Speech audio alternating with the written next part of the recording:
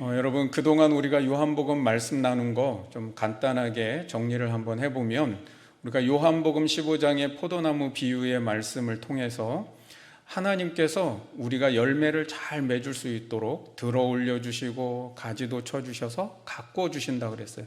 우리가 해야 될 일은 뭐예요? 단 하나, 예수님께 붙어 있기만 하면 된다라 그랬어요. 그래서 이제 1장에서 예수님은 자기에게 항상 붙어 있을 수 있는 사람, 바로 제자를 부르시기 시작하는 겁니다.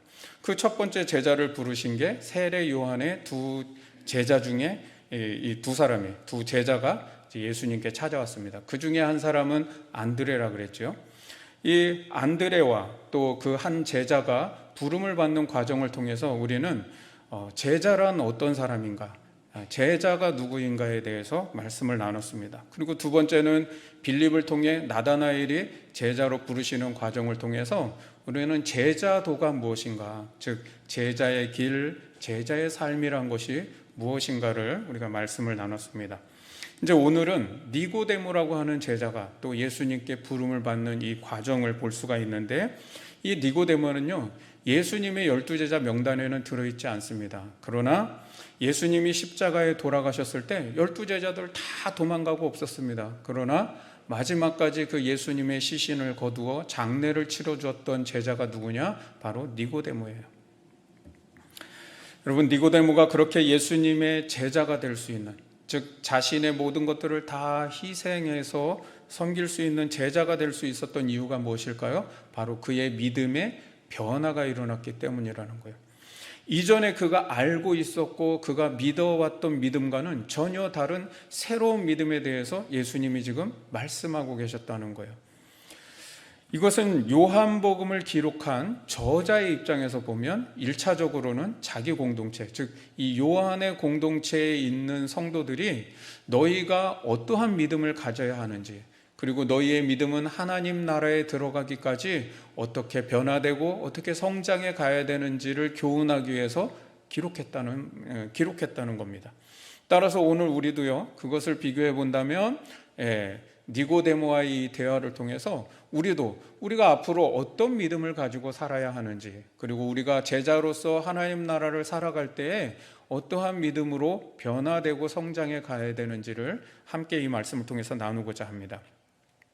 오늘 이 니고데모의 이야기는요, 바로 앞에 2장 23절에서 25절까지의 말씀과 연결이 되어 있는 말씀입니다.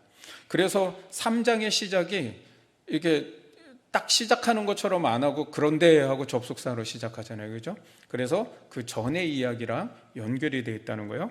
이 니고데모를 소개하기 전에 뭘 알려주고 싶냐면, 그 당시에 많은 사람들이 갖고 있는 믿음이 어떤 믿음인지를 설명해 주고 싶은 거예요. 그래서 23절 말씀을 한번 보세요. 6월절에 예수께서 예루살렘에 계시니 많은 사람이 그의 행하시는 표적을 보고 그의 이름을 믿었으나. 그 당시에 많은 사람들의 믿음이 어떤 믿음이었느냐? 표적을 보고 믿는 믿음이었다는 거예요. 여러분, 우리 지난 시간 설교 때 그랬죠? 요한복음은 보고 믿는 믿음, 기적의 바탕을 둔 믿음에 대해서 굉장히 경계하고 비판하고 있다는 걸 들었어요. 그래서 요한복음은 마지막 뒤에 가면 어떻게 얘기해요? 너는 본고로 믿느냐? 보지 못하고 믿는 자들이 복되다는 것을 더 강조를 하는 거예요.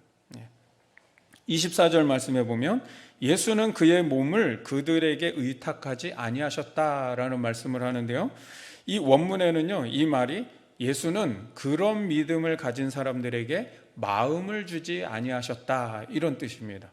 그러니까 이게 무슨 말이냐면, 이런 표적을 보고 믿는 사람들의 믿음은 예수님이 상관하지 않으셨다.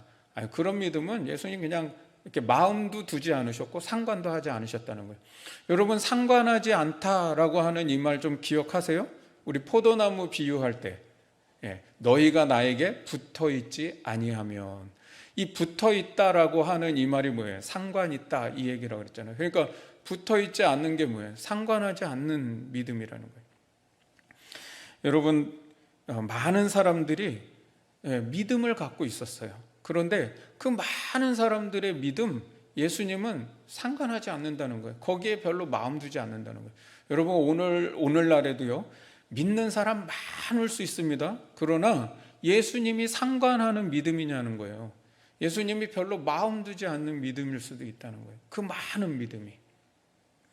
25절에 또 사람에 대해 누구의 증언도 받으실 필요가 없다라고 말씀하는데, 예수님은 그 사람이 어떤 믿음을 가진 사람인지 그 사람 말을 들어볼 필요가 없다는 거예요. 왜요? 그 이유 나오죠. 이는 그가 친히 사람의 속에 있는 것을 아심이라.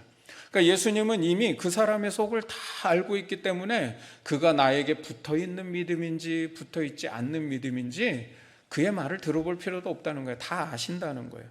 그러면서 3장 1절로 이제 연결이 되는 거예요. 그런데 여기에 불완전한 믿음을 가진 또 한 사람이 있다.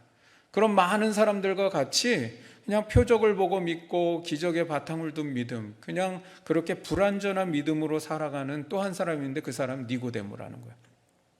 따라서 니고데모가 처음 예수님을 만났을 때 이 사람은 어떤 믿음의 사람이었느냐? 표적을 봐야만 믿는 불완전한 믿음이었다는 거예요.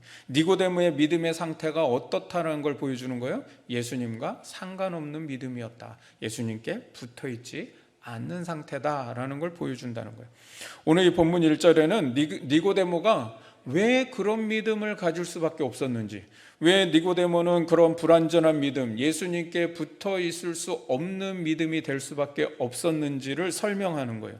1절에는 니고데모가 누구라고 소개를 하냐면 바리새인 중에도 유대인의 지도자다라고 그렇게 하죠.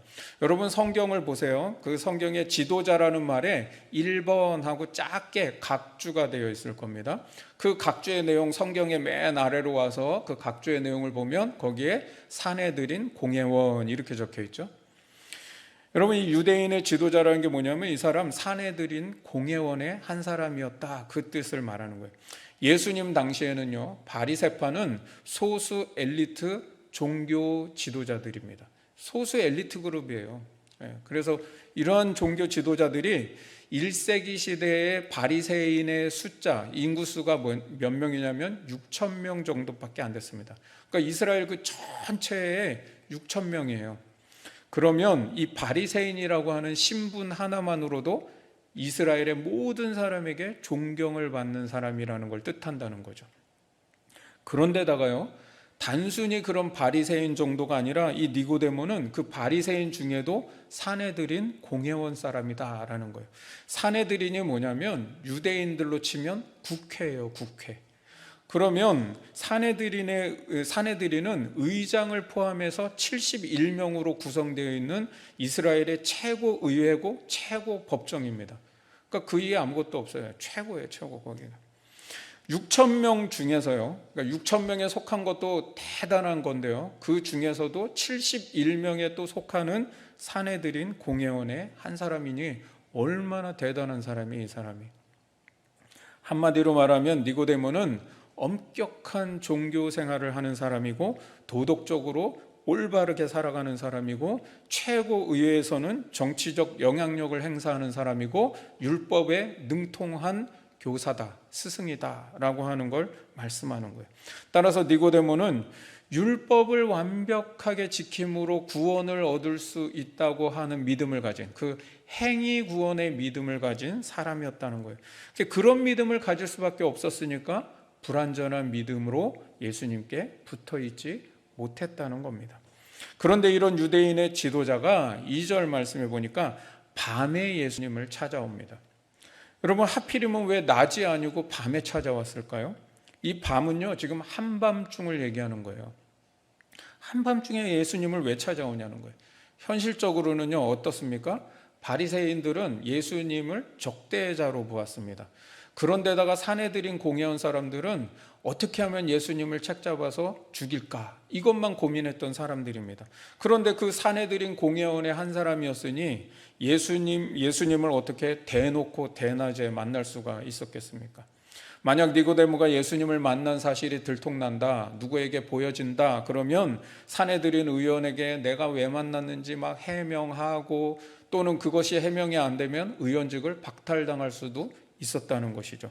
그러니까 아직은 니고데모가 어떤 믿음의 상태라는 거예요? 예수님을 위해서 자신의 모든 것들을 희생하지 못하는, 그냥 좀 몰래 믿는, 누가 나 예수 믿는 거 그냥 몰랐으면 하는 익명의 그리스도인, 은밀한 그리스도인으로 믿고 있는 상태라는 거예요.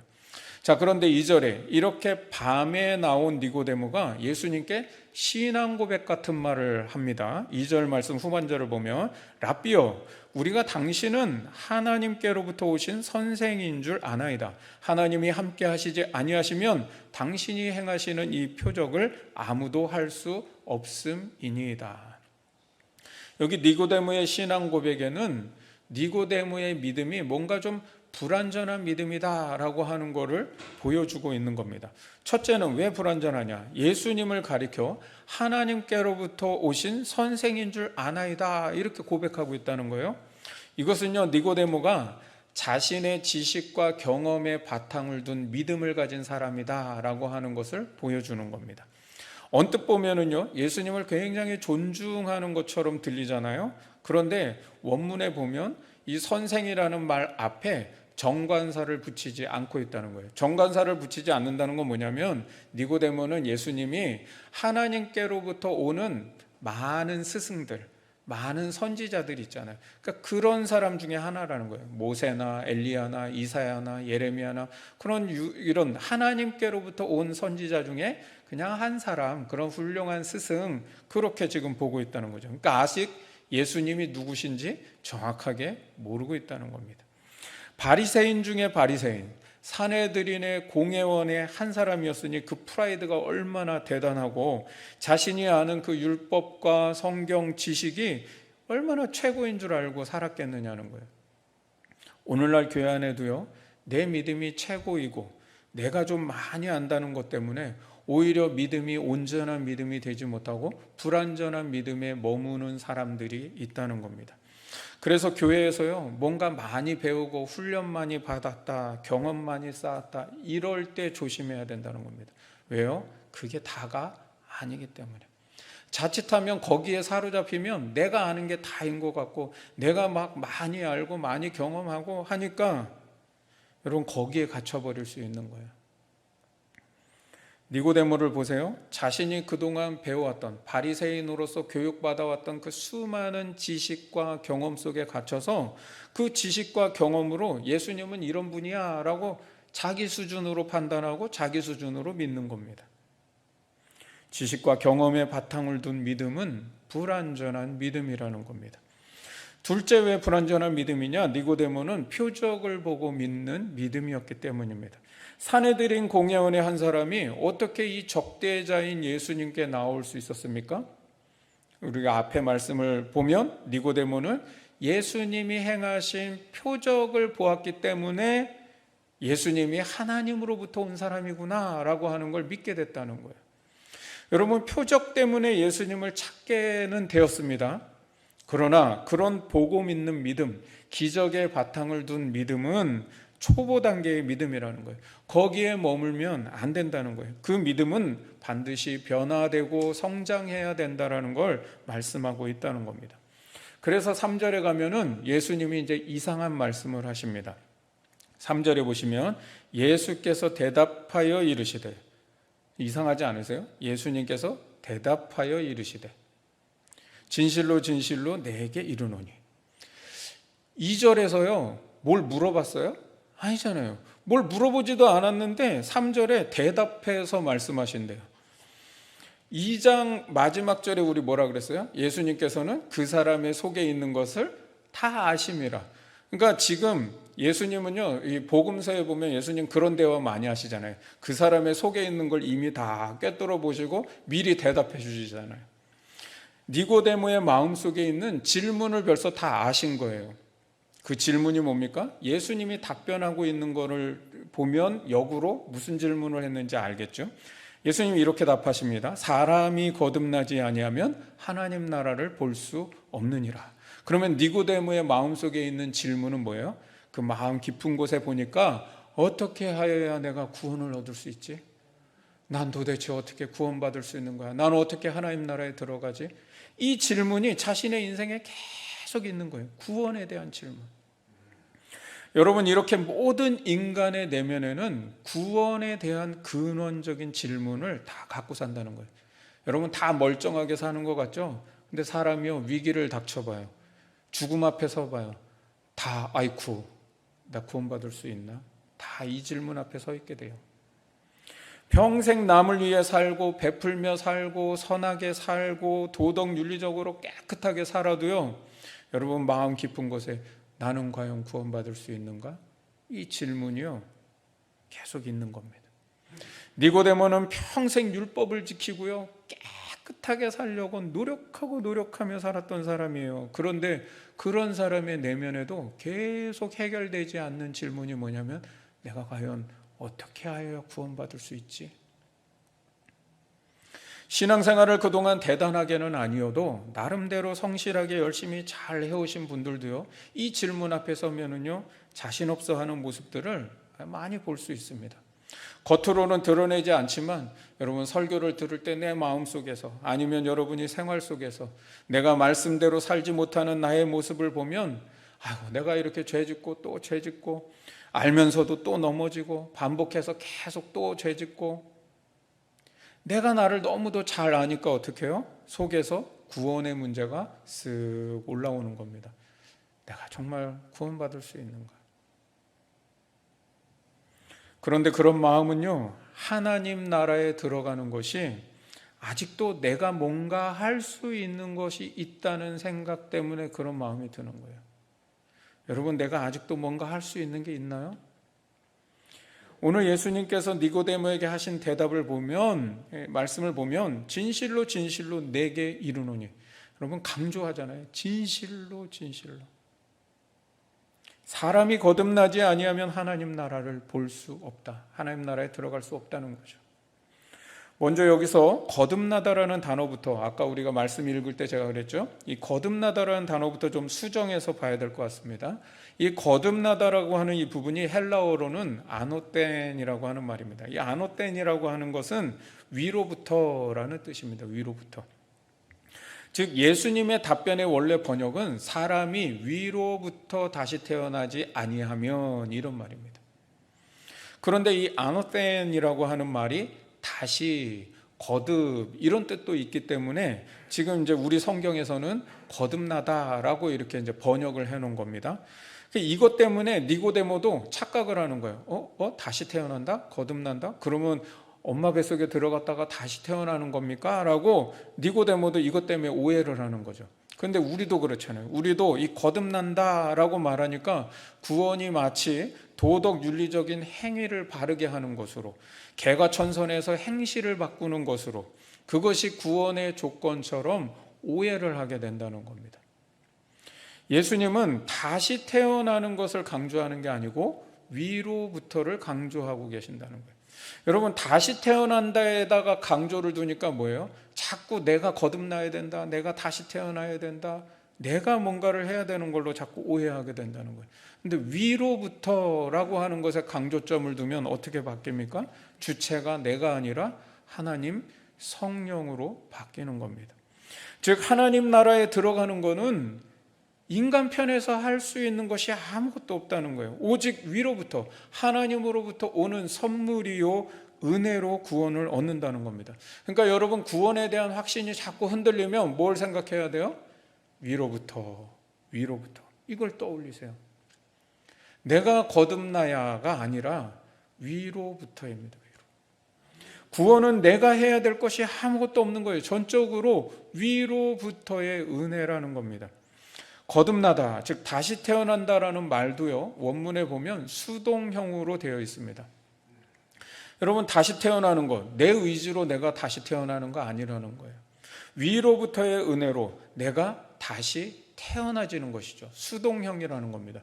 여기 있는 여러분, 우리 모두는요, 내가 태어나고 싶어가지고 내가 이제 태어나야지 해가지고 내가 태어나는 사람이 있습니까? 하나님이 생명을 잉태하게 하시고 부모님에 의해서 태어나진 것이죠. 수동형인 거예요. 예수님은 니고데모의 불완전한 믿음이 온전한 믿음이 되기 위해서는 너가 위로부터 다시 태어나야 한다. 더 정밀하게 말하면 위로부터 다시 태어나져야 한다라는 것이죠. 오늘날 신앙생활의 불완전한 믿음의 문제도 늘 이런 문제 아닙니까? 거듭나다라는 이 말 때문에 나의 행위와 의로움과 공덕과 선행, 이런 것들로 하나님의 무조건적인 은혜를 서로 바꿔치기 하려고 한다는 것이죠. 그래서 내가 좀 착하게 살고 좋은 일 많이 하고 계명을 잘 지키고 잘난 사람이면 나는 당연히 하나님 나라에 들어갈 사람처럼 그렇게 안정감을 갖고 산다는 것이죠. 이런 행위나 인간의 의나 공덕이나 선행, 이런 것들이 하나님 나라에 들어가는 평가의 기준이 됐다는 겁니다. 그래서 그렇게 살지 못하는 사람들에 대해서는 하고 정죄하는 마음을 갖는 것이죠. 나보다 한 수 아래라는 생각을 갖기도 합니다. 저 사람 하는 걸 딱 보니까 나보다 믿음이 좀 안 좋은 것 같아요. 낮게 보는 거예요. 낮춰보는 거예요. 신앙을 평가하는 거예요. 그래서 다른 사람의 말을 듣기보다는 뭐예요? 자꾸 교회 와서 누구 가르치려고 들고 또 나보다 좀 뭐 못하다 생각 들면 그 사람 말에 잘 순종하지 않습니다. 근데 여러분, 이 모습을 잘 비춰보세요. 이런 모습을 잘만 생각해 보면 돼요. 바리새인들이 세리나 이방인이나 가난한 자나 장애인들이나 이런 사람들을 보면서 어떻게 생각했어요? 무시하고 낮춰보는 겁니다. 우리는 하나님 나라에 가까운 사람들인데 아유 저 세리들, 아유 저 창녀, 저 죄인들 다 하나님 나라에서 멀리 있는 사람들이야, 이렇게 생각했죠.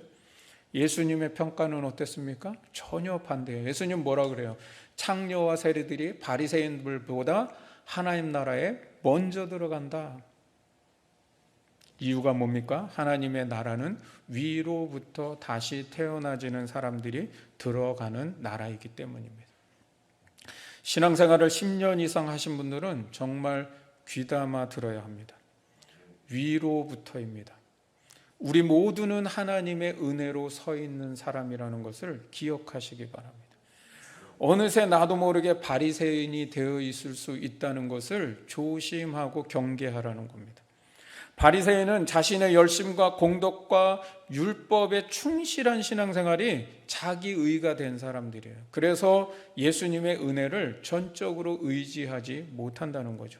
자기의 의가 오히려 온전한 믿음을 방해하고 있어서 불완전한 믿음에 머물 수밖에 없다는 겁니다. 장례식에 가면은요, 가장 중요한 선포는 딱 하나입니다. 예수님께서 죄인을 구원하신다. 그거 하나면 충분한 거예요. 고인이 생전에 열심히 신앙생활 하셨던 분이에요. 그러면 뭐 자녀들이고 그 주변에 누구고 그냥 다 마음에 평안합니다. 편안해요. 왜? 그분 잘 믿었으니까 생전에. 그런데 생전에 그분이 좀 신앙생활이 좀 시원찮았어. 그러면 마음이 막 불안한 거예요. 장례식에 설교를 들으면서도 구원 받는다고 막 선포를 해도 그분이 생전에 그게 아닌데. 왜 이런 마음을 가집니까? 위로부터를 내가 거듭나야 한다라는 생각으로 자꾸 오해하기 때문이에요. 구원에 대해서는 나는 구원이 필요한 죄인이라고 하는 정직한 믿음, 그리고 나는 그 구원에 대해서 아무것도 할 수 없는, 내 힘으로는 절대로 구원을 받을 수 없다고 하는 겸손한 믿음, 이 정직한 믿음과 겸손한 믿음, 이 두 가지 믿음이면 다 됩니다. 충분합니다. 그러면 이제 누가 묻고 싶을 겁니다. 그래도 우리가 좀 하나님의 계명과 뜻을 따라서 잘 살아야 되는 거 아닙니까? 당연히 그렇습니다. 당연히 그렇게 살아야죠. 문제는 하나님의 계명을 지키고 희생하고 봉사하는 이 모든 삶이 구원을 위한 조건이 되면 안 된다는 겁니다. 구원에 대한 뭐 해야 돼요? 조건이 아니라 감사. 이러한 무조건적 은혜를 나에게 베푸시고 이런 무조건적 사랑을 나에게 허락하신 그 하나님의 은혜, 그 하나님의 사랑 앞에 마땅한 반응을 보여야 한다는 거예요. 즉 열매로서, 그런 구원의 열매로서, 받은 은혜의 열매로서 나타나야 한다는 거예요. 그러면 위로부터 다시 태어나야 된다라고 하는 말씀은 구체적으로 무엇을 의미할까요? 이 말에 대해서 4절에 보니까 니고데모는 오해를 해가지고 아니 어머니 뱃속에 들어가서 다시 태어나야 됩니까? 라고 다시 질문을 하죠. 그랬더니 5절 말씀에 그게 아니라 이것은 사람이 물과 성령으로 다시 태어나야 된다는 뜻이다라고 예수님이 이제 다시 해석을 해주시죠. 앞에 물로 태어난다는 건 세례를 받는 것을 의미하는 것이고요. 여기서 중요한 거는 성령으로 다시 태어난다라는 거예요. 성령으로 다시 태어난다. 여러분, 성령으로 다시 태어난다는 것은 성령께서 우리를 새로운 삶으로, 변화와 성숙의 성화의 삶으로 이끄신다는 걸 말하는 거예요. 그래서 이걸 신학적 용어로는 성화의 삶이라는 거예요. 성화. 바로 여기에 우리가 어떤 믿음을 가져야 하는지 요한복음의 구원관과 믿음이 나타나고 있다는 겁니다. 이 요한복음의 구원관과 믿음, 그 첫 번째는 뭐냐? 칭의의 구원을 말하고 있다는 겁니다. 믿음으로 의롭게 되었다. 여러분, 성령으로 다시 태어난다는 게 무슨 말이냐? 위로부터 주시는 성령을 받고 구원을 받았다는 겁니다. 그런데 이것은 전적인 하나님의 은혜라는 거예요. 선물이라는 거예요. 인간 편에서 해야 할 거는 하나도 없다. 바로 이게 칭의의 구원이라는 거예요. 너의 행위나 율법이 아니라 은혜로 구원받았다. 믿음으로 구원받았다. 이게 사도 바울이 계속 주장하는 거잖아요. 여러분, 내가 의롭게 여김을 받았기 때문에 이제 하나님과 교제할 수 있고 하나님과 함께 할 수 있는 삶이 열렸다는 거예요. 그게 바로 예수 믿고 구원받았다 하는 의미잖아요. 내가 의롭게 여김을 받아서 하나님과 교제하고 함께 할 수 있는 존재로 변화됐다는 거예요. 그게 우리 일안교회의 첫 번째 하나님과 함께의 비전이잖아요. 하나님과 함께 할 수 있는 인간 회복, 그거 칭의의 구원이 일어났다는 거예요. 그런데 요한복음은 이런 믿음, 이런 구원에 머물러서는 안 된다는 것이요. 두 번째로 말씀하고 있는 구원관과 믿음이 뭐냐면 성화의 구원을 말씀하고 있다는 거예요. 성령으로 다시 태어난다라고 하는 이 말은 성령께서 우리를 성화의 삶으로, 새로운 삶으로, 변화와 성숙의 삶으로 이끌어 주신다, 그런 뜻이라는 거예요. 이게 바로 이제 성화의 구원이죠. 내가 변화되려고 노력한다고 해서 변화되는 게 아니라 이 변화는 성령이 이끄시고 성령이 역사하시는 거라는 거예요. 따라서 우리가 해야 하는 것은 무엇입니까? 성령께서 우리를 그렇게 변화로 이끄실 때, 성숙으로 이끄실 때 내가 그것을 수용하고 순종하는 것, 그것은 우리의 몫이라는 거예요. 여러분, 성령님의 이끄심을, 그리고 나에게 그렇게 도전하시고 인도하시는 것에 대해서 여러분 수용하고 받아들일 수 있는, 또 순종할 수 있는, 그건 우리의 몫이라는 거예요. 여러분, 성령님은 우리 안에 어떤 하나님이라고 했어요? 내주하시는 하나님이라고 했어요. 우리 안에 계시는 하나님이에요. 그래서 성령님은 내 속에서 말씀하세요. 감동을 주세요. 어떤 동기를 막 불러일으켜 주십니다. 여러분, 설교를 들을 때에도 그런 게 일어나기도 하죠. 여러분, 순예배 드릴 때 서로 간에 나눔을 하는데 어떤 분의 나눔을 들을 때 내 마음에 그런 감동이 일어날 때가 있고 은혜가 있을 때가 있고, 나도 그렇게 살아야겠다고 하는 그런 동기가 일어날 때가 있잖아요. 여러분, 그게 뭐예요? 내주하시는 성령께서 우리를 변화로 이끌어 가시고자 하는 거예요. 성숙으로 이끌어 가시고자 하는 거예요. 우리를 성화의 삶으로 촉청하고 자꾸 그렇게 끌어주시는 거예요. 그러면 우리는 그 이끄심을 받아들이고 순종하라는 겁니다. 그래서 8절에 성령의 속성을 바람에 비유하고 있습니다. 8절을 보시면 이 8절 말씀은 세번역 성경으로 제가 좀 여러분의 이해를 돕기 위해서 세번역 성경으로 읽어드릴게요. 바람은 불고 싶은 대로 분다. 너는 그 소리를 듣고 바람을 느끼기는 하지만 바람이 어디에서 와서 어디로 가는지는 모른다. 성령으로 태어난 사람은 다 이와 같다. 좀 이해가 되십니까? 바람은 어떤 속성이 있다는 거예요? 그냥 자유롭게 분다는 거예요. 자유롭다는 거예요. 자유롭다. 잘 들으셔야 돼요. 성령은 진리의 영이십니다. 그런데 요한복음은 진리가 너희를 어떻게 한다? 자유케 한다. 성령이 내 속에 있으면 율법에 매인 속박받는 생활을 하지 않는다는 겁니다. 여러분, 성령이 내 안에 들어오고 진리가 내 안에 들어오면은요, 신앙이 오히려 자유해지지, 내가 맨날 이렇게 살아야 돼, 저렇게 살아야 돼, 막 속박받는 느낌으로. 그래서 신앙생활이 막 어렵고 힘들고 고역이고 족쇄찬 것 같고 그렇지 않다는 거예요. 그건 잘못 믿고 있는 거예요. 여러분, 말씀을 듣고 은혜를 받았습니다. 그럼 내가 어떻게 살아야 되겠다는 감동이 왔습니다. 그러면 어떻게 해요? 성령을 사모하라는 겁니다. 그때 더욱 성령을 사모하세요. 성령이 내 안에 선한 마음을 불어넣어 주시고 나의 선한 동기를 일으켜 주시도록 성령을 사모하시라는 겁니다. 우리는 자꾸 이런 감동받으면 내가 그렇게 살아야 돼, 그렇게 살아야 돼, 나 스스로 자꾸 규정을 짓고 있어요. 근데 그게 아니라 성령을 사모하시라는 거예요. 그런 마음을 주신 하나님을 받아들이라는 거예요. 성령이 역사하시도록 순종하라는 거예요.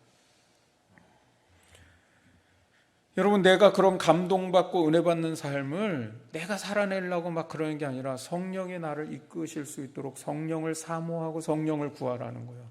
그래서 우리가 성령 충만하려고 말씀과 기도의 삶을 살아가라는 거예요. 내가 그렇게 감동받고 은혜 받은 내용을 내 마음속에다가 내가 스스로 이제 규정을 만들어. 이렇게 살아야 돼. 예수 믿으면 이렇게 살아야지. 그래서 그걸 가지고 그 규정을 내 의지와 노력으로 막 지켜내려고 하는 것이죠. 그러면요, 100% 신앙생활 하다가 실패하는 겁니다. 여러분, 우리의 마음에는 아직 죄를 더 사랑하는 죄성이 남아 있어요. 이 죄성 때문에 내 의지를 믿을 수가 없는 겁니다. 여러분, 내 의지를 내가 어떻게 믿어요? 바리새인들의 믿음이 바로 이런 믿음이었다는 거예요. 바리새인은요, 하나님이 율법을 주셨습니다. 율법도요, 하나님이 우리에게 깨닫게 하시는 큰 감동이고 계시였잖아요. 그죠? 그런데 그런 율법을 딱 주시니까 그러면 그 율법에 담겨 있는 정신, 그리고 하나님의 마음이 무엇인지 그걸 내 마음에다 새겨서 그 마음이, 그러니까 그 하나님의 마음이 감동이 돼서 나를 이끌어가게 하는 게 아니고, 이 바리새인들은 어떻게 합니까? 하나님이 십계명을 주셨습니다. 십계명을 잘 지켜야지. 이걸 어떻게 잘 지킬까? 그래서 만든 게 613개의 세부적인 또 계명을 또 만든 거예요. 십계명 잘 지키려고 만든 게 613가지의 또 계명이에요. 그런데 이 사람들 보세요. 613가지의 계명을 또 잘 지키기 위해서요, 1633개의 세칙을 또 만들었어요. 그래서 바리새인들, 유대인들은 이 세칙을, 이 율법을 평생 지키며 노력하며 살려고 하는 거예요. 그러면 그게 속박이지 자유입니까? 결국은 우리는 그걸 다 또 완벽하게 지키지도 못합니다. 여러분, 그 율법을 주셨다면, 그 감동을 주셨다면, 그 계시를 주셨다면 그 율법의 정신과 하나님의 마음을 내 안에 잘 새겨야죠. 그래야 하나님이 기뻐하시는 거 나도 기뻐하고 하나님이 싫어하는 거 나도 싫어할 수 있는 마음이 되어야 내가 그 율법을 온전하게 지킬 수 있는 겁니다. 내가 막 지키려고 지켜서 율법을 온전하게 못 지킵니다. 성 어거스틴이 그래서 유명한 말을 하죠. 하나님을 사랑하라. 그리고 내 마음대로 하라. 하나님을 사랑하면, 진정으로 사랑하면 자유가 생긴다는 거예요. 왜요? 내 마음대로 살아. 괜찮아. 왜? 너의 마음 속에 하나님을 사랑하는 마음의 동기가 있기 때문에. 내가 하는 모든 행동과 말과 모든 삶이 어디서 나오는 거예요? 하나님을 사랑하는 동기에서 나오기 때문에 마음대로 살아라. 자유할 수 있다는 거예요. 어떤 규정 때문에 그렇게 믿어야 된다라고 하는 강박관념이 아니라 하나님을 사랑하는 동기가 내 속에서 그렇게 살고 싶도록 만들어줘요. 그렇게 한번 도전하고 그렇게 실천해 봐야지라고 하는 마음을 갖게 하는 겁니다. 여러분, 사람이요, 마음 먹으면 그렇게 살잖아요. 마음이 안 먹어져서 그러죠. 아무리 힘들고 어렵고 막 그래도요, 마음 먹어보세요. 그거 다 견뎌내고 이겨내잖아요. 그걸 하는 게 뭐예요? 이 성령의 역사라는 거예요. 9절에 니고데모가 아니 어찌 그러한 일이 일어날 수 있죠? 라고 그렇게 다시 질문합니다. 이 말이 뭐예요? 니고데모의 세계관에서는 아직 이해가 되지 않는 거예요. 아니 내가 평생 율법을 지키려고 이렇게 노력하고 애쓰면서 살아왔는데도 내가 그 율법 온전하게 다 지킬 수가 없었는데, 내가 하나님 나라에 들어가는 게 아직도 불안불안해가지고 나는 아직 그게 이해가 안 되는데 라는 그런 말이죠. 그래서 예수님께서 이것이 왜 가능할 수 있는지를 14절과 15절에 말씀하고 있는 겁니다. 여러분, 사실 우리도요, 아직 지금 이 말씀을 들어도 뭔가 찜찜한 게 풀리지 않는 질문 하나가 계속 남아있어요. 그게 뭐야? 아니 성령의 이끄심대로 또 인도하심대로 나도 잘 순종해보며 살아보려고 하죠. 그런데 실제 우리의 모습은 어때요? 그 성령의 인도하심과 이끄심 속에서 늘 순종해요? 아니잖아요. 그거 잘 거부하고 불순종하고 막 안 받아들이고 요리 빠지려고 그러고 매일같이 실수하고 넘어지고 죄짓고, 여러분 그 죄에 대해서 너무나 연약한 우리 자신을 발견하고 있잖아요. 그래서 내 자신에 대해서 늘 실망스럽기도 하고 좌절이 되기도 해요. 그러니까 매일같이 성령께서 내 마음에 막 선한 마음을 불어주시고 그런 동기를 막 불어주시고 말씀대로 살고 싶은 마음을 막 충만하게 해주시면 얼마나 좋겠어요. 그런데 내 마음에는 그렇지 않은 마음이 존재하잖아요. 그런데 그런 육체의 정욕을 내 힘으로 이겨낼 수 있어요? 아니요. 그 정욕을 내가 이길 수가 없어요. 그래서 예수님께서 그 다음에 하시는 말씀이 뭐냐? 십자가를 말씀하시는 거예요. 그래서 14절과 15절 한번 읽겠습니다. 같이 한번 읽어보시죠. 시작. 모세가 광야에서 뱀을 든 것 같이 인자도 들려야 하리니 이는 그를 믿는 자마다 영생을 얻게 하려 하심이니라. 아멘. 그리고 나서 이 말씀 다음에 뭐예요? 그 유명한 요한복음 3장 16절 말씀. 그게 나오는 거잖아요. 여러분, 지금 예수님이 말씀하는 게 뭐냐면 내가 너희의 그런 연약한 죄성을 다 알고 있기 때문에 광야에서 뱀을 든 것처럼 인자도 그렇게 들려야 한다는 거예요. 그게 무슨 말이에요? 내가 그래서 십자가에 달려야 한다라는 거예요. 예수님은 십자가가 필요하다는 걸 말씀하는 거예요. 그래서 세 번째 요한복음의 구원관과 믿음이 뭐냐? 제자로서의 믿음이 뭐냐? 이 십자가의 믿음이라는 거예요. 예수님은 성령으로 다시 태어나는 것은 십자가 때문에 가능하다는 걸 말씀하는 거예요. 그 십자가 때문에 우리의 불완전한 믿음이 온전해지는 겁니다. 우리의 불의가 의로 바뀌는 겁니다. 우리의 칭의의 구원과 성화의 구원은 십자가 때문에 완전해질 수 있다는 겁니다. 여러분, 성령께서 우리를 성화의 삶으로 이끄실 때 우리는 때로 넘어지고 실패하고 그것을 다 지킬 수가 없는 것 잘 알고 있습니다. 그런데 사람들은 나의 그런 실패하고 넘어지는 행위의 악함을 보고 어둠을 자꾸 더 사랑하게 된다는 거예요. 그리고 빛으로 나아가려고 하지 않는다라는 겁니다. 그게 바로 19절과 20절에 말씀하고 있는 거예요. 19절 20절을 보세요.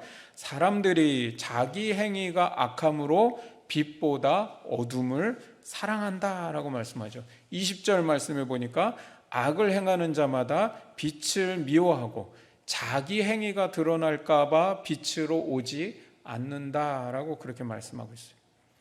여러분, 사도 바울은 로마서 7장 21절에 뭐라고 말씀하냐면 내가 한 법을 깨달았는데 내 속에 선을 행하고자 하는 마음도 있으나 동시에 뭐도 있다?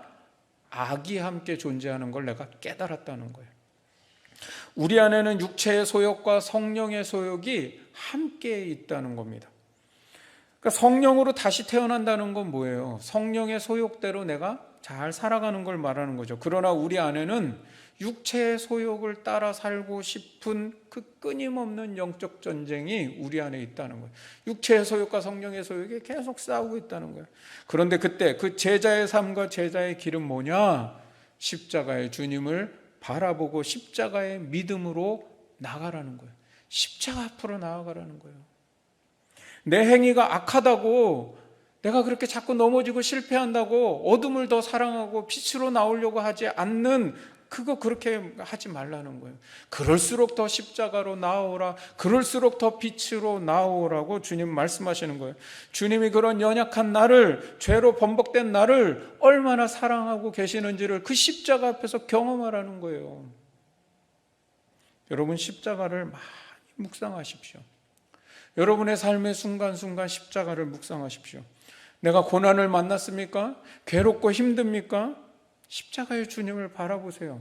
그러면 주님은 나보다 더한 고난과 고통 속에서 나를 위해 죽어가셨는데, 처절한 죽음을 맞이하셨는데, 그 십자가를 바라보면 내 모든 고난, 나의 희생, 나의 괴로움, 나의 고통 다 아무것도 아닌 것처럼 여겨집니다. 누가 나를 욕합니까? 비난합니까? 억울한 일을 당합니까? 사람 때문에 힘듭니까? 그때 십자가를 묵상하고 십자가의 주님을 바라보세요. 그러면 주님은 나보다 더 욕먹고 침뱉음 당하고 벌거벗김 당하고 억울해도 그러한 억울함이 또 있을까? 정말 주님은 그러한 일들을 다 당하셨잖아요. 십자가의 주님이, 그런 십자가의 주님이, 나보다 더한 그런 모욕과 고통을 다 당한 그 주님이 나를 위로해 주세요. 괜찮아. 나를 봐라. 더한 모진 고통과 욕먹음과 침뱉음과 욕설과 오해와 억울함, 나 그런 모든 걸 당하신 주님이 나를 위로해 줘요. 괜찮아.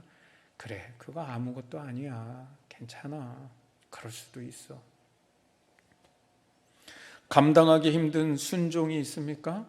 그때 십자가의 주님을 바라보십시오. 안 되는 거 억지로 감당하려고 하는 그 마음을 오히려 내려놓고, 그런 인간의 의지와 노력을 오히려 내려놓고 시간을 내어서 오히려 십자가의 주님을 바라보고 십자가의 주님께 나아가십시오. 그러면 그 십자가의 주님이 나에게 감당할 용기를 주시는 걸 경험할 수 있습니다. 내 속에 영적인 힘이 생기고 소망이 생기고 담대한 마음이 생기는 걸 경험하게 되는 거예요. 십자가를 내 죄를 용서받고 내 죄책감 씻어내는 용도로만 사용하지 말라는 거예요. 십자가는 부적이 아닙니다. 여러분, 십자가의 믿음은 우리를 성령으로 다시 태어나는 믿음이 되게 한다는 겁니다. 그러니까 성령으로 다시 태어나는 믿음에는 반드시 십자가의 믿음이 필요한 거예요. 여러분, 이제 결론을 맺습니다. 믿음은 세 가지 믿음이 있습니다. 행위에 기초한, 율법으로 만족시키려고 하는 행위 구원의 믿음이 있습니다. 두 번째 믿음은요, 이 반대의 믿음입니다. 은혜주의의 믿음입니다. 다른 말로는 성화가 빠진 칭의의 구원에 머무는 믿음을 말합니다. 말씀을 들어도 지적인 동의만 합니다. 지식과 감정에 그냥 기초한 믿음입니다. 은혜 받고 깨달음을 받아도 성화가 없는 칭의에만 머무는 믿음이 있다는 거예요. 그런데 세 번째 믿음이 있습니다. 성령으로 다시 태어난 믿음, 칭의와 성화에 기초한 믿음이라는 거예요. 그러나 이 칭의와 성화에 기초한 믿음은 반드시 십자가의 믿음이 있어야 한다는 겁니다. 그리고 오늘날 많은 그리스도인들의 신앙의 문제는 무엇입니까? 바로 이 첫 번째와 두 번째 믿음 사이에서 왔다 갔다 하는 것이 문제 아닙니까? 아직도 그 두 가지 믿음에서 방황하는 신앙인들이 굉장히 많이 있습니다. 어떤 그리스도인들은 말합니다. 말씀을 철저하게 믿고 따라야 되는데 막 그런 강박관념에 사로잡혀서 신앙이 자유와 행복이 없어요. 나를 얽어매는 족쇄가 되고 오히려 신앙이 나를 행복하게 하는 게 아니라 나 더 힘들고 괴롭게 만들어요. 그렇게 살지 못하는 내 자신을 바라보기도 하고, 그렇게 살지 못하는 다른 사람을 보면서 정죄하며 살아가느라 마음의 샬롬을 누리지 못합니다. 어떤 그리스도인들은 은혜와 복만 사모합니다. 말씀 듣고 아멘하고 막 은혜 받았다 그러고 감동 받았다 그러고 지적인 동의는 잘합니다. 그런데 예수 믿고 구원받았다고 하는데 구원받은 변화된 삶이 아무것도 없습니다. 그의 삶과 인격에는 하나님의 나라가 없습니다. 주님은 이 두 가지 믿음에서 방황하는 불완전한 믿음이 성령으로 다시 태어나는 믿음이 되기를 바라고 계십니다. 우리를 변화와 성숙으로 이끄시는 성령의 인도하심을 따라 칭의와 성화의 구원을 이루어갈 수 있기를 축원합니다. 그리고 여러분, 십자가의 믿음으로 우리 안에 있는 모든 육체의 소욕을 이기고 하나님 나라에 들어가는 승리의 삶을 살아갈 수 있기를 주님의 이름으로 축원합니다. 우리 같이 찬양하고 기도하겠습니다.